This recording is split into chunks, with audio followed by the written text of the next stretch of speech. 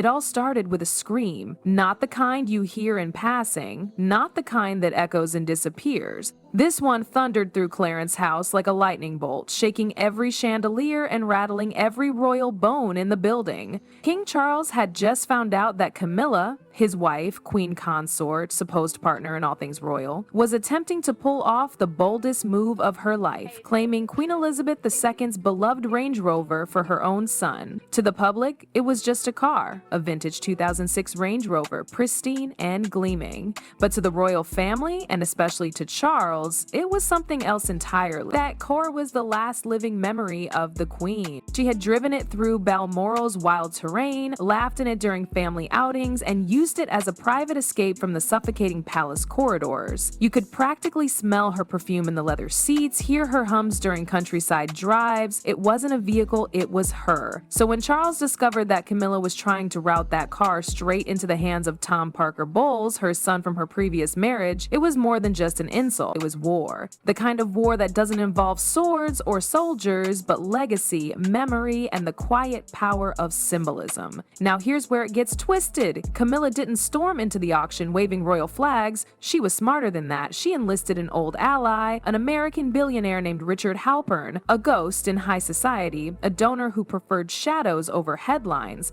She tasked him with one thing: show up at the Silverstone Festival, place a winning bid on the Queen's car, and a few months later gift it to Tom, clean, quiet, brilliant. Except for one thing, she used Elizabeth's own charity fund to do it. Charles had no idea at first, but the pieces started falling into place when Sir Geoffrey Hargreaves, a longtime royal friend, happened to spot Camilla and Halpern meeting privately in New York. Older changed hands, murmured words, nothing definite but enough to raise alarms. Hargreaves took photos and flew straight back to London. Within hours, the information was in the king's hands, but instead of confronting Camilla right away, Charles sat on the intel. He called his financial advisor, Edward Mallory, and ordered a full audit of any account Camilla touched. Meanwhile, Princess Anne, always the quiet watchdog of the Queen's legacy, was running her own investigation. She had already noticed inconsistencies in the estate records, some items marked as gifts that were never gifted, others labeled loaned with no return date, all pointing to one family, Parker Bowles. So when the auction began, it wasn't just spectators watching the bids. Inside a VIP suite above the crowd, Charles sat still, ice in his veins. His aides stood below, eyes locked on Halpern. The winning bid came in,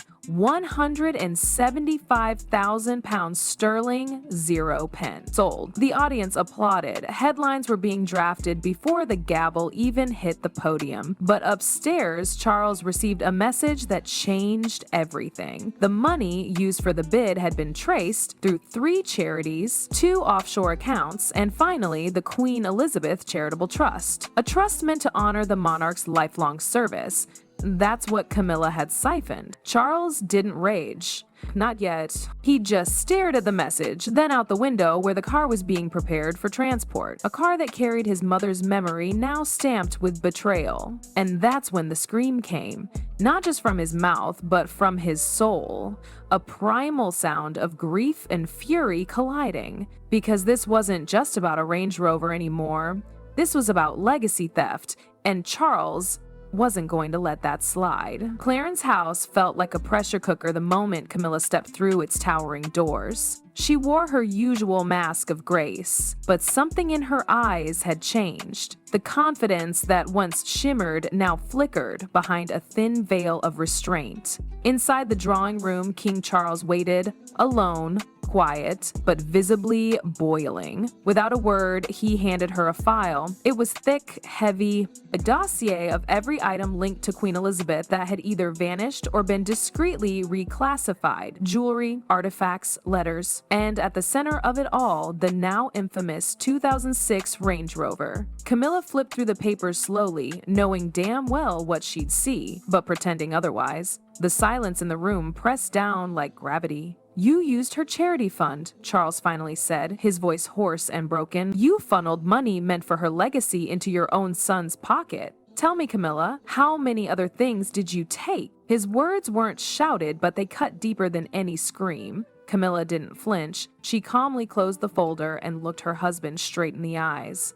Elizabeth never accepted me, she said, her voice smooth as glass. Not as your wife, not as family. I was tolerated, not embraced. And she made sure I never forgot it. Charles, fists clenched. So you decided to steal from her? I decided, Camilla replied, that if she wouldn't allow me into her legacy, I'd carve a place of my own. Before Charles could speak again, the door creaked open. Princess Anne entered like a storm in human form. No hesitation, no soft entrance. She had heard enough. Her face was sharp, her jaw set like stone. You've made a mockery of our family, Anne said, stepping forward.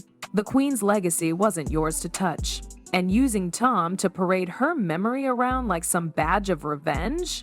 That's disgusting. Camilla's lips twitched, but she held her tongue. Anne didn't stop. She left that car as a symbol, she continued. Not just for us. For the country. For every person who saw her strength in the way she gripped that wheel. And you tried to pass it off to a food critic who has never served the crown in any capacity. Charles moved to his desk. He opened a drawer, pulled out a decree already signed and stamped. From this moment forward, he said, placing the document on the table, you will have no involvement in matters concerning my mother's estate. Not a car, not a spoon, nothing.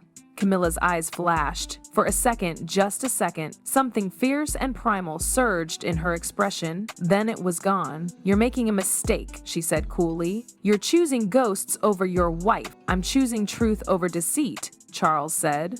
The room was ice. Anne took the folder, tucked it under her arm, and turned toward the door. Camilla stayed still, shoulders tight, as if anchoring herself to the floor. Then, quietly, she left, her heels echoing down the hallway like fading footsteps in a crypt. Outside, London buzzed, unaware that the heart of the monarchy had just suffered a fresh fracture. But in that room, something irreversible had happened. The trust was gone, the alliance broken, and Charles, eyes heavy and breath unsteady, sat down in silence. The Queen was gone, but her shadow still ruled the room, and for the first time in his reign, Charles realized the true weight of legacy. It wasn't just something you inherit, it was something you defend, with teeth if necessary. The next morning, Britain woke up to shock. Every major newspaper splashed the same story across their front pages. Queen's legacy stolen. Camilla's secret plot exposed. A photo of the 2006 Range Rover appeared next to a grainy shot of Richard Halpern in his tailored suit.